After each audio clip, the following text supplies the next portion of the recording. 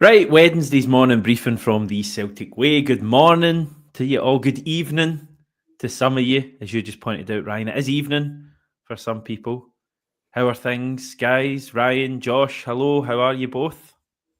Things are good, thanks, Hamish. How are you? I'm good, thanks. Is this the youngest panel we've ever had in Celtic Way history? Potentially, maybe is actually. Yeah. It's up I'd there. love to. I mean, I think I'm only a year younger than you, Hamish. So you and I are getting on just a little bit. But yeah, Josh is one of the young ones. Yeah, interesting stuff. Hopefully, we can make up for our younger years with insightful football opinion today. Josh, what's happening? Not much, mate. All good here. It's kind of like we say every week now. It's that kind of weird period in the season when there's a week between games, so the weeks kind of tend to drag in. But no, all good. Yeah, there's stuff happening though today. Some news yesterday. Alistair Johnston with plenty of interesting quotes. I thought, Ryan, you've been busy, so we can chat about that shortly. First of all, a quick word from today's video sponsor. This video is brought to you by S1 Jobs. If it's time to hand in your transfer request, head over to s1jobs.com and upload your CV today. With thousands of jobs across Glasgow, Edinburgh, and the surrounding areas, you'll find the one at S1 Jobs. Start your search today. We also still have this wonderful offer going, Ryan. Certainly do, yeah. It's on until the end of the month. So £1 for 6 months of access to the Celtic Way. You can get in-depth interviews, opinion pieces, analysis pieces, match day content, pre-match content as well. £1 for 6 months of access, plus a free Jota print from renowned football artist made by Frankie. All you need to do is go to www.celticway.co.uk/subscribe and get involved, guys. And thank you to everybody that's taken it up so far. And I'd say today is a very good day to get involved, because if you do get involved, you'll be able to catch a lengthy interview that you have conducted in recent times, Ryan, with a former Celtic player. Tell us a bit more. Yeah, absolutely. So I was in touch with Montpellier last week, trying to get a date and time sorted to speak to former Celtic defender, who still remains Celtic's most expensive defender, Christopher Jullien, and I managed to speak with him on Monday. Wrote that up on Tuesday, and it came out on the Tuesday night. So yeah, we spoke about a wide variety of topics, from joining the club to that successful first season he had, those memorable goals he scored against Rangers and Lazio, his debut in the Glasgow derby, his first Glasgow derby where he was voted man of the match. And then we went on to touch on his second season, that unfortunate injury, the way that season panned out, as well as what's happening just now in his career. He's currently coming back from an ACL injury that's kept him out all season, so he's hoping to get back on the pitch in the next couple of weeks. But really insightful interview, a great guy. I was on the phone to him for over 40 minutes on Monday, so it was great to sort of go down memory lane with him and talk about his Celtic career. And he's clearly still got Celtic on the brain and in the mind, because he couldn't speak highly enough of the club, despite maybe his mixed second half of his Celtic career. He had nothing but praise for Celtic, which was great to hear. Did you say that he got injured in his second season? Was that only his second season at the club? Mm-hmm. Yeah, wow. Because he was out. Celtic, I know, it's incredible, because the 1920 season was the season that Neil Lennon came back after Brendan Rodgers full-time, and Lennon went out to Paris to go and speak to him personally. Then the second season was obviously the COVID season, so there was a big break in between, and then the second season was that season that shall not be named, even though I've got a little bit of a habit of speaking about it a lot on these morning briefings. He got injured on, I think it was December the 30th, 2020 against Dundee United, and it was 409 days until he made his return. So it was a long time for him. But one thing's for sure, he's certainly still keeping up with Celtic, keeping up with a couple of his teammates as well, catching up with them. And it was a really good chat. So that's available on the Celtic Way if anybody wants to read it. I'll just stick the link in the comment section, so that if you want to have a wee look at it, guys, it is in there. No worries. Good work, Ryan. I was wondering if you'd asked them about the big question we all want to know, though. What was that famous hashtag? Hoops upside your head about. Amazing stuff. I'd love to know that, but there's so much. I read the article earlier actually, and you cover his great moments, as you say, the Lazio goal, the Derby Cup final goal. He's got some quotes from Fraser Forster that day as well. And even some quotes at the end about Celtic now and watching the Bayern Munich game and being gutted after that.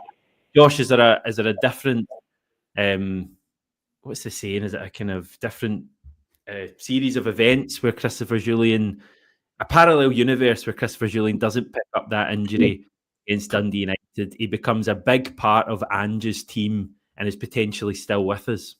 Perhaps there is, Hamish. Yeah, definitely. I mean, what age is he now? Ryan, you'll probably know 32. what age he is. 32. So for a central defender, you still probably could be playing for Celtic at 32 years of age, definitely. So listen, if he doesn't get that big injury, it was actually heartbreaking to see. I remember watching it on TV at the time, and Celtic, I think, were 2-0 up in the game, 3-0 up in the game, and he goes to clean it off the line, and his leg just connects with the post, and he gets stretchered off, get the blankets over him and everything. It was really a sad sight, and he's out for a long, long time after that. I think it was at Wraith Rovers in the cup. He made his return, and that was the famous I think that's game. the only time he played, wasn't it? Again, was it? Yeah. Was apart from pre-season games, he played a couple of pre-season games. I think he played against was it Rapid Vienna when Nicholas Kuhn was playing for Rapid Vienna as well. He made a couple of sub appearances, or he might have started one as well. But in terms of professional games, it was only Wraith Rovers. There was a bit of talk that he wanted to. I remember he made it quite clear that he wanted to play on trophy day, on title day, but Ange never gave him that opportunity. But funnily enough, I went into that interview thinking, right, he's gonna say stuff about Ange Postecoglou here. He's gonna be annoyed about how things transpired. He actually couldn't have been more complimentary to Ange Postecoglou. He said he learned so much from him. Yeah, he's one of these, similar to the way that some players that are maybe out of favour with Brendan Rodgers, they never, or some of them don't speak down on him because they learn so much off the pitch in preparation for their next move. He said he learned more about the centre-back position than he ever did under any other manager because of where he had to be, the crazy style of football that Ange Postecoglou wanted to play. And I thought in particular his answer when he was talking about some of his friends were saying, why don't you go and speak to the manager? Why don't you make your case? Why don't you try and get in the team? He's like, I could do that, but look at what Celtic are doing at the moment. They're beating teams 5, 6, 7-0. Why would I want to upset that harmony? And upset the defensive backline that was keeping clean sheets as well as scoring goals. So was really impressed with the interview, and it's available on the website if you want to check it out. Yeah, plenty more chat that we've not covered on this video. We have covered a fair bit of it, but there's so much more. Christopher Jullien chatting about so much on the website. The link is in the chat somewhere, but you can just go onto the website as well and get it. Just while we're on the topic of former Celtic players, Josh, what was your wee bit of news you gave us just before we came on? Tomoki Iwata obviously left Celtic for Birmingham City on a permanent deal last summer, which was quite surprising actually. He's been nominated for the League One Player of the Season award, and his manager Chris Davies, ex-assistant to Brendan Rodgers at Celtic and assistant to Postecoglou at Spurs, has been nominated for Manager of the Season in England's third tier. So Iwata's been a standout down there for Birmingham this season. They've already won promotion. They've won the league title. Davies has done a terrific job. I think he's got a touchline ban coming up now, but he's done a really good job down there. And as you said before we came on, Hamish, I think he's one maybe Celtic should be keeping an eye on. Do you think genuinely he is like at the moment a contender for when Brendan eventually leaves at some stage? Perhaps he could be, but I think a lot of it depends on where Chris Davies is at when that happens. For all we know, he could end up in the Premier League and could be flying, or he could still be in the Championship. So a lot of it depends on where Davies is in his career at the point when Brendan Rodgers eventually leaves Celtic. If it's next summer, summer 2027 when Rodgers' contract expires, or 2026 rather, maybe then it's a realistic one for then. But if Rodgers extends his deal, then Davies goes on to do well in England, then it's maybe not so realistic. But he's certainly a guy to keep an eye on. Obviously, get Celtic connections. We'll know the club inside out. Was a key part of the setup that won the Invincible treble, won the double treble. So he seems like a very talented coach. And I've seen a video after Birmingham secured promotion, or they won the league, one of the two. He had everyone on the pitch, every staff member, every player, every sub. They were all in a huddle on the pitch, and he was giving a speech to them, and they showed a clip on it on Birmingham's Twitter, and it really inspired him. Sounds like a really good manager, and he's obviously learned from two greats in Postecoglou and Rodgers. He has. Just on Iwata, Squeak saying, feel we shot ourselves in the foot with Iwata's there. How do you feel about it, Ryan, given that he was rated, I think, by a lot of fans and allowed to leave, and now he's doing so well. Yeah, I certainly rated him at Celtic. I thought he brought something completely different to the midfield, and I don't think that Celtic have that defensive midfielder in their ranks at the moment. I know he could play further up as the number 8, but predominantly he was used as the number 6 with McGregor pushing on a little bit. It was one of those ones where what game time was he going to get with the likes of Luke McCowan and Arne Engels coming in, as well as Paulo Bernardo? There was a lot of midfielders coming in at that time. Maybe he seen that the writing was on the wall and he had to move. And there was that link between Chris Davies and Brendan Rodgers that we spoke about. Chris Davies was looking for a midfielder in League One, and he got to Moki Iwata. Now he's one of the players of the season. One thing I would say about Birmingham is that they are bankrolled. They've got money on their hands, and it would not surprise me if they do an Ipswich and secure 2 promotions. It wouldn't surprise me if they get to the Premier League next season. They're that sort of team that they could do the double promotion. League One's got quite a few teams that are looking to do that. Wrexham, you would say, are one of those teams too. There was a lot of eyes on that game at the start of the season. I remember there was more cameras that panned onto Ryan Reynolds and Tom Brady than some of the footballers that were on the pitch that night. But Iwata scored in that game, didn't he? He scored a screamer. I think he scored a couple of screamers this season. I remember he scored a screamer against Hearts as well. I think that was one of the only goals that he scored for Celtic, if not the only goal. But I'm delighted for him, delighted that he stayed in British football as well, rather than maybe going back to Japan where he was a star over there. He was MVP one season there. I'm glad that he took the non-comfortable way and stayed in the UK and has really carved out his career. I'm sure there'll be a lot of eyes on him, not just at Birmingham but elsewhere in England after his performances this season, and he deserves it because he's been absolutely tremendous in the small clips that I've seen. Another story yesterday you guys will have seen. Again, it's on our website. It's exclusive from Stephen McGowan. Celtic, Rangers and Glasgow City enter shared stadium talks. So the chat is here that they're... I've not actually seen this written down. I'm assuming they're looking at building a 3,000 to 5,000 capacity stadium somewhere in Glasgow that would be the home of Celtic women, Rangers women, and in Glasgow City as well. Interesting one. This it's obviously, I think, a positive. There's some quotes further down from Fiona McIntyre at the SWPL speaking about basically the biggest challenge they face in women's football is facilities. So this would clearly be a positive in that regard. But I've always kind of hoped that Celtic would be able to finance our own stadium. Like how Barcelona have, I think, the mini estadi they call it, and Man City have their kind of 2 or 3 or wee kind of mini stadiums that they use for their various teams. If we could have one that was 3,000, 4,000, 5,000 and hosted the B team and the women's team, I think that would be a great move for the club, because the women are playing in Hamilton. I think the B team, Josh, you know better than me, I think they're still in Airdrie. But having a home for these teams would be a positive move. But this obviously seems like it would be sharing it with Rangers and Glasgow City. This is just for the women's. The B team isn't mentioned here at all. But what do you make of this story, Josh? It's interesting, to say the least. Obviously, it does seem like a positive step. I think the one issue they probably have with it is scheduling games. If all 3 teams are sharing the one stadium, only probably one team's able to play a home game at the weekend, or you could have one playing the Saturday. Sunday. They are mentioning double bill fixtures here. So I think the hope would be that it says they'd improve the fan experience by having double bill fixtures, so 2 games back to back, which I guess you can do in the women's game where they've not got some of the same complications. Yeah, that's true. And I'm assuming it's probably going to be an artificial pitch. I've not read into the story. 4G pitch, yeah. I think it would be interesting to see how it pans out. Obviously, it would take time to build a new stadium and everything that goes into that, the infrastructure and things like that. But I think you raise a really good point, Hamish, about Celtic having their own kind of mini stadium for the B team and the women's team. They've obviously invested a lot of money into Barrowfield recently over there. I wonder if that's something they maybe considered. Obviously, it's not happening, but yeah, I think that would be a good step for the club if they were able to do that in future. Maybe not now, but maybe 10 years down the line, if it would take planning, getting sites and everything like that. But yeah, it would be good, because obviously it's for fans as well. If you're wanting to watch the B team, if you're not near Airdrie, it can be a bit of an inconvenience driving out there.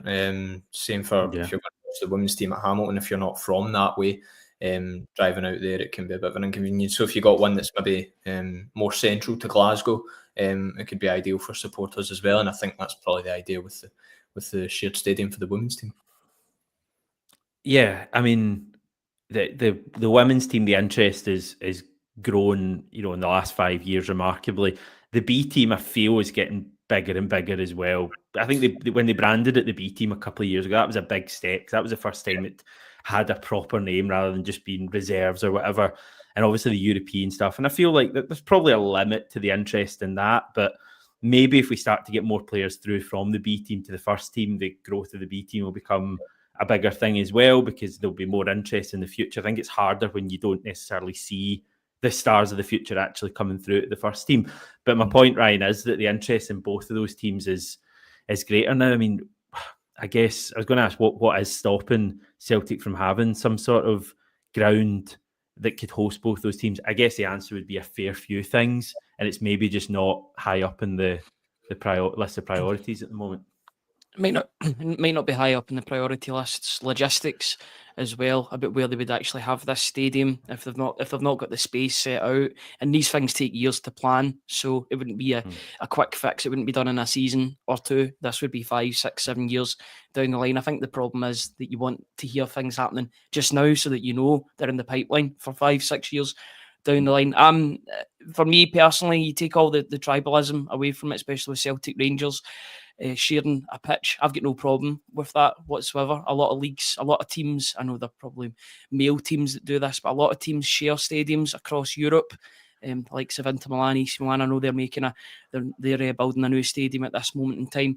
I'm totally fine with it if it can boost the women's game, because the women's game is getting more and more popular, and if this is a way to make it even and feed that popularity and grow it and make it more accessible for more supporters, regardless of what team they support, then I'm all for it, because it's good for the club.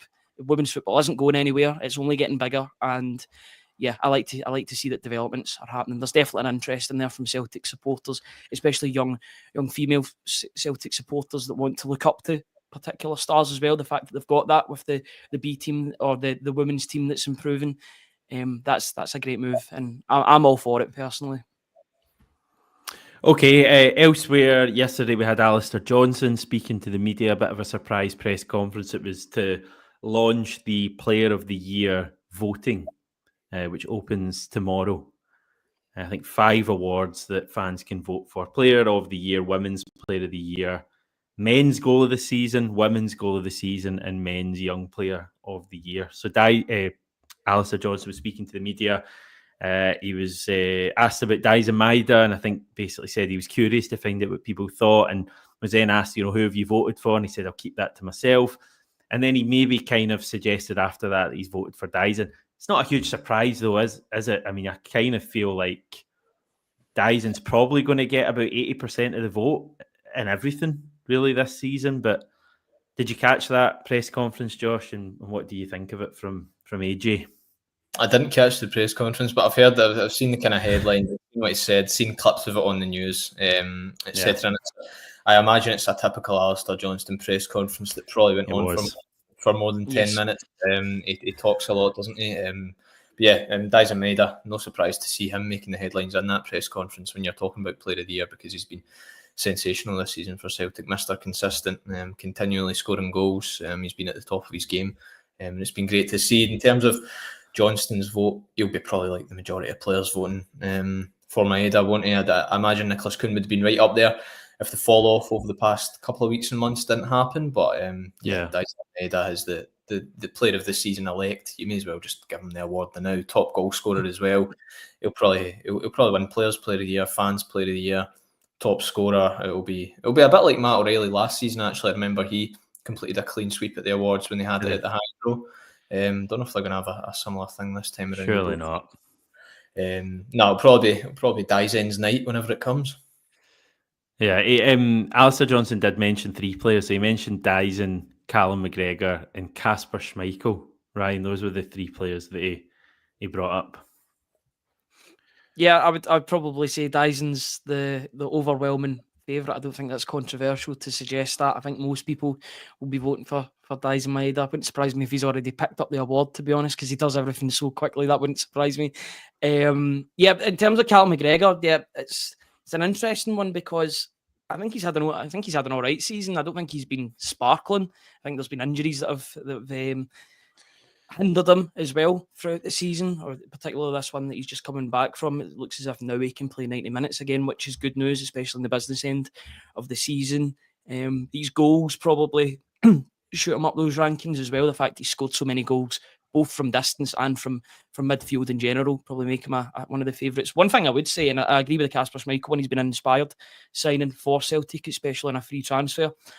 I think Alistair Johnston could be pretty disappointed not to be up in those sort of nominations as well, given how well he started the season. If you look back to sort of August, September, October time, he was getting assists almost every week. More often than not, they were coming to Nicholas Kuhn, Daizen Maeda, Kyogo, etc.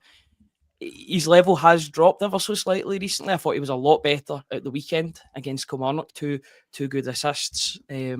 But I think that middle part of the season, like what's happened with Nicholas Kuhn, almost it's kind of hindered him in that Player of the Year. I don't know if he'll be nominated for Player of the Year. I don't think the nominations are out yet, but he might be there because of his efforts in the first half of the season. I thought he was doing so well up until a point. His form dropped ever so slightly. I think internationals can come into play as well, and the amount of games that he's played for both Celtic and Canada this season. But yeah, you can't look past Daizen Maeda. He's been absolutely incredible this season, and I can see him picking up both the Celtic awards and the Scotland awards as well. Yeah. Just in terms of Alistair Johnston, the press conference yesterday, he spoke a bit about the form that he has found under Brendan Rodgers, and especially at the start of the season, and basically talking about when he was playing under Ange and he was kind of playing the inverted role. He wasn't totally sure what he was doing, even though he started quite well. And he said coming in under Brendan Rodgers, and Rodgers has unlocked him in terms of wanting him to be a fullback that bombed up and down. And not only was a shutdown type of defender, but also got up the park and was constantly overlapping. I think certainly, Alistair Johnston is, you talk about Daizen Maeda's energy, Alistair Johnston isn't far behind in terms of, the way he gets up and down that pitch. There's also some funny quotes in Carter-Vickers that I enjoyed in the Canada-USA game, and I'm winding Carter-Vickers up a bit.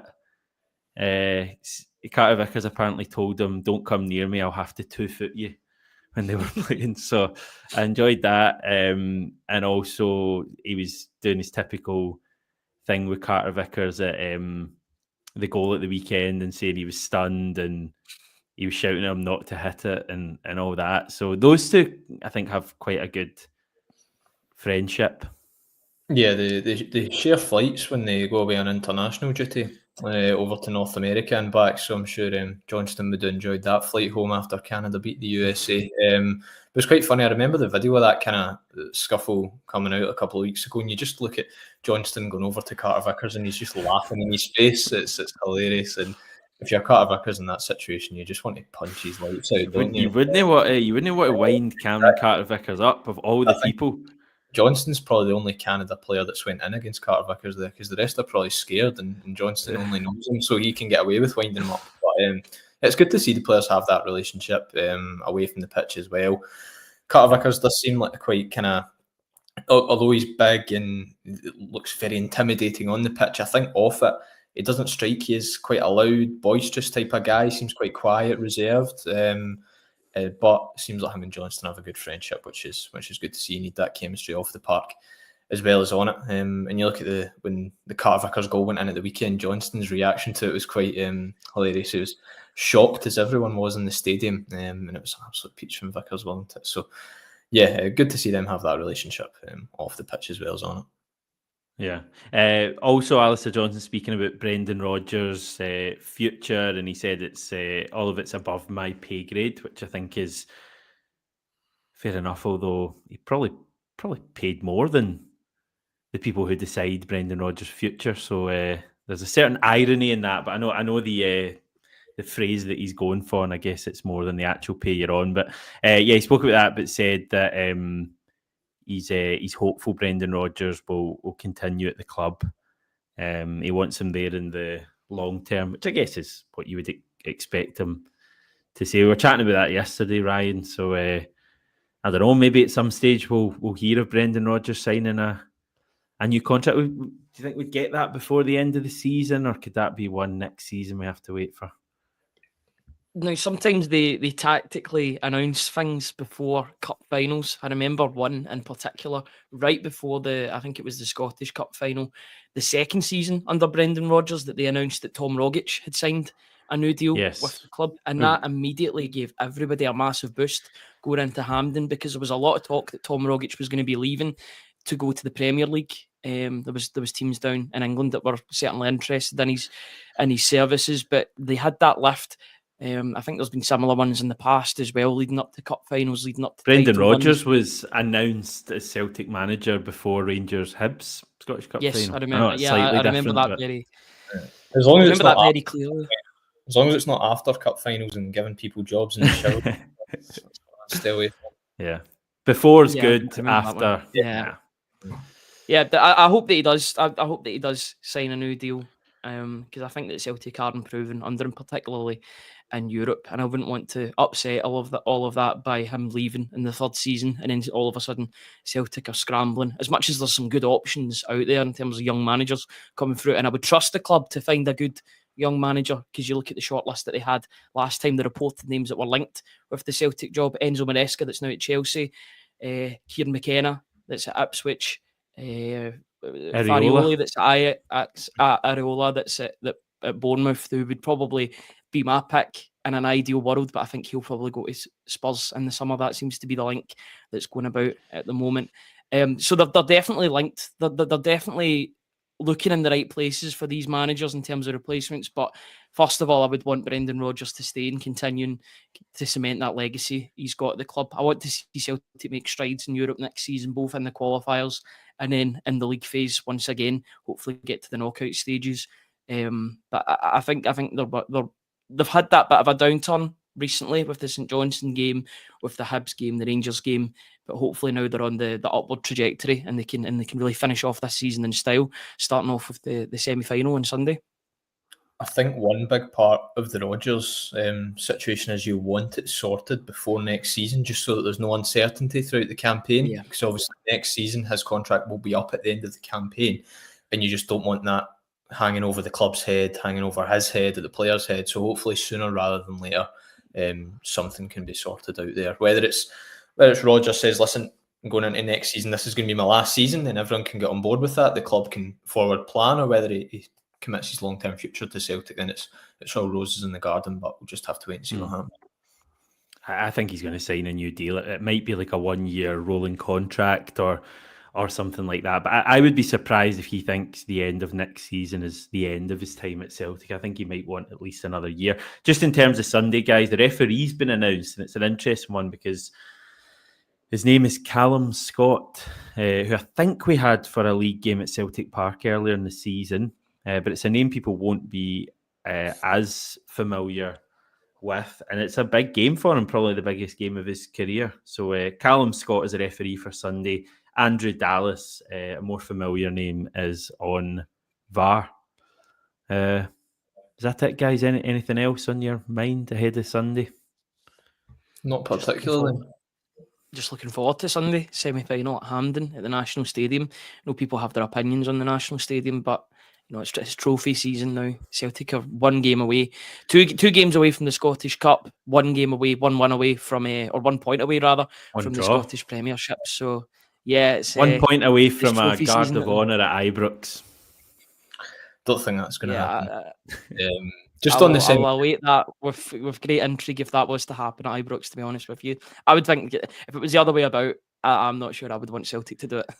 Yeah, I know. So, as long as the semi-final on Sunday isn't similar to the Scottish Cup semi-final of last season, 3 each in penalty kicks, don't think we'd want to go through that again. Senizalo taking penalties. Aberdeen. It's been a very, very quick year because that's incredible that's been a year since the Nicholas Cooden game and penalty kicks when Joe Hart missed a penalty and then saved it. Carnage, absolute carnage that day.